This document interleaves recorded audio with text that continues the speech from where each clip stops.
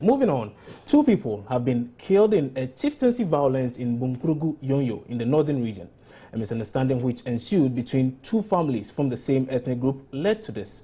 The 2 have been embroiled in a chieftaincy dispute over the period, and this escalated over the weekend. Northern Regional Minister Alhaji Limona Muniru, who confirmed this to Joy News, said security has been beefed up in the area. He says the Regional Security Council will have an emergency meeting over the disturbance and see how they can arrest the perpetrators. That night, I had to intervene to restore light in that area just for us to keep vigilance on them to make sure that they didn't clash. But unfortunately, that passed, and yesterday in the evening I was again told that they started throwing stones. And before it resulted to exchange of gunshots. And unfortunately, we lost 2 lives because of these disturbances. And this happened in Bunkrugu Yonyo? Yeah, Bunkrugu town, not Nakwandu. And they didn't even get to the environment. So as we speak now, we have deployed security to take control of the place. Though there was already some detachment at Nakwandu, so we made them to move there. They were able to bring the situation under control. If I got you right, this has nothing to do with the issues in Nakwandu. No. It is not between. It's just between the same Bimova families. But it has to do. I think it has to do with the chieftaincy divide, where we have 2 families, the Jamon and the Jafok, always having these disturbances. So I think we're going to summon an emergency REGSEC meeting.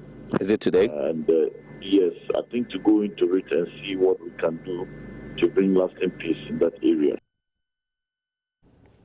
Well, flooding has become the norm for some residents of Malam Junction in Accra. They say the activities of some of their neighbors worsen the case whenever it rains. According to the residents, poor drainage systems also play a role in the flooding. Joy News' Elizabeth Opoku visited the area after Sunday morning's rain and has come through with this report.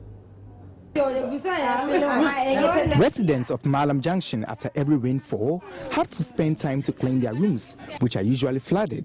But the case was a little different on Sunday. Residents were able to prevent the rains from entering their rooms as they were home when it was raining. According to them, since the rain started at dawn, they were on guard to sweep out the water as it entered their rooms. We were at home, so we were able to protect and save our properties. We were able to protect and save our properties. Residents added the poor drainage system leading to this filling station is a major cause of the flooding. A resident who wants to remain anonymous told Joy News the drains are too small for water to freely flow through. It's because of people building, the way they didn't permit or whatever, they build the way they want. Gradually, it rains from the side, hitting the side of the buildings and things. The water found its way force somewhere, and that force gradually causing erosion. The drain is too small for the flow, you understand, and it's taking its source too from here. And when you get to you cross across the street, standing the other side, you can see that the drain is straight. Yes. So at a point, it will mix at a certain range and then flow with the current that maybe me and you cannot control. According to them, the water forces its way through the drain. Some residents also added there is a swimming pool in one of the houses on the hill, and whenever it rains, the owner opens the main tap, which is a major contributory factor to the flooding situation.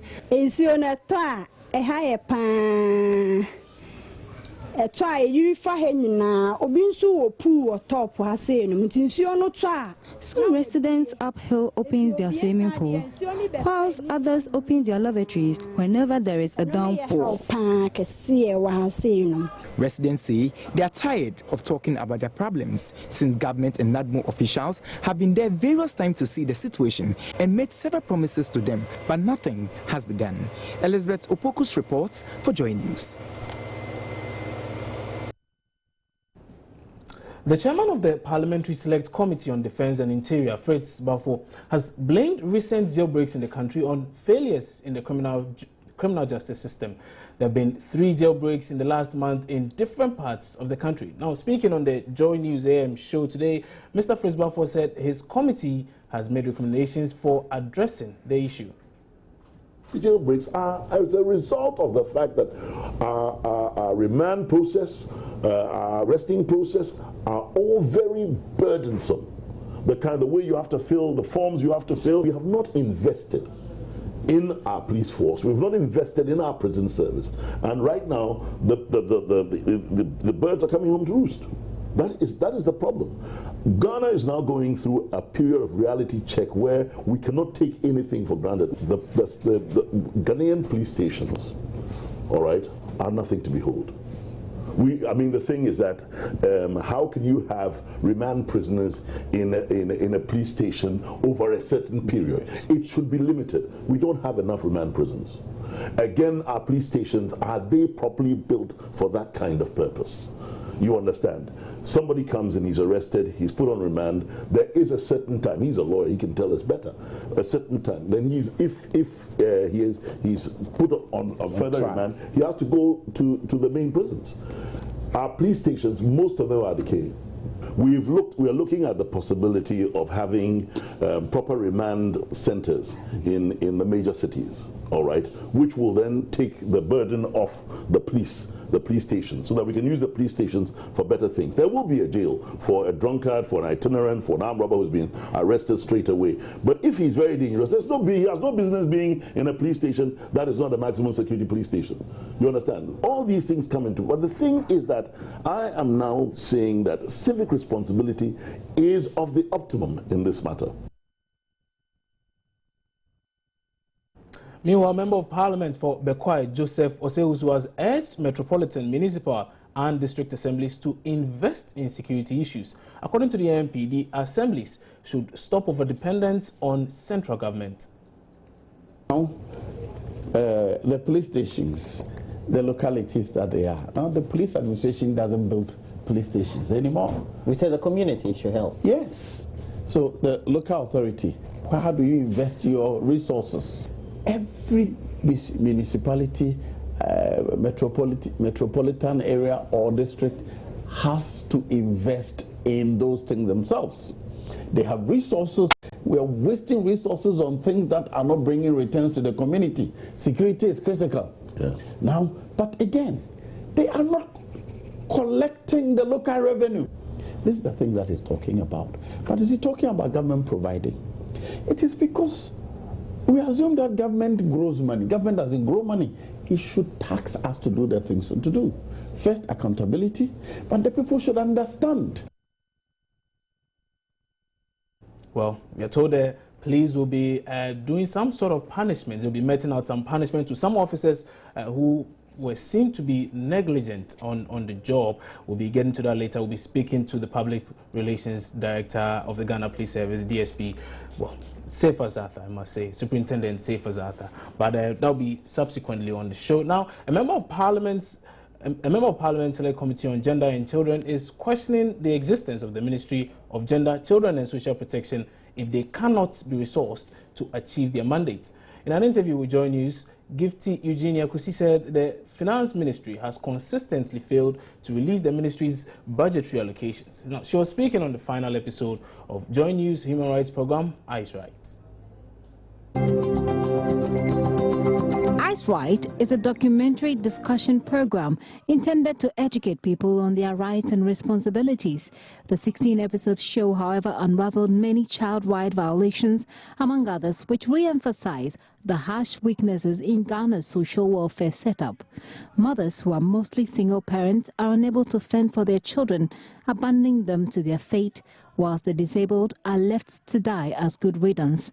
Gifty Eugenia Kusi says the problem is not new to lawmakers. If we know that we cannot maintain these institutions, then they should be scrapped off.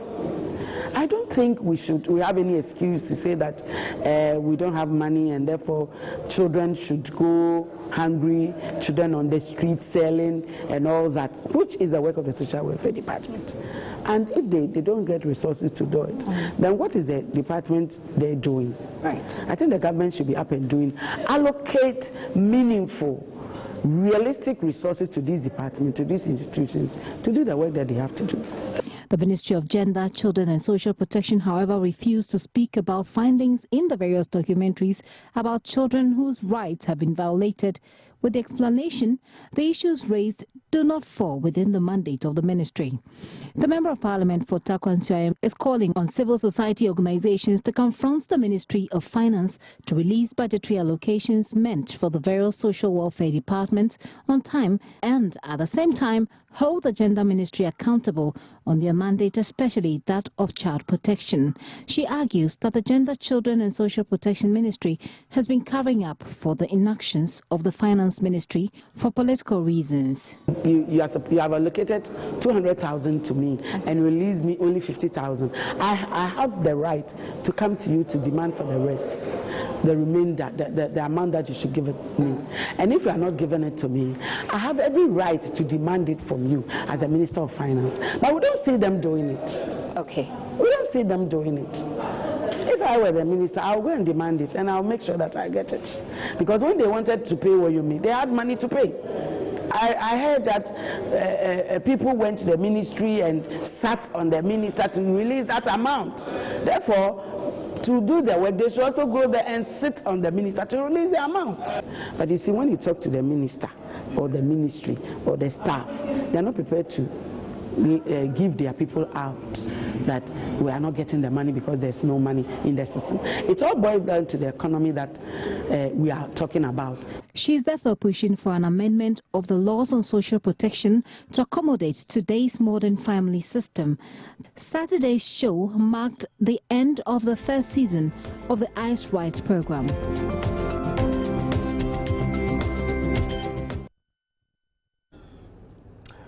Okay, so moving on to some health issues before we move forward. A quick break now. Help AIDS Ghana is accusing government of running down the country's health insurance system.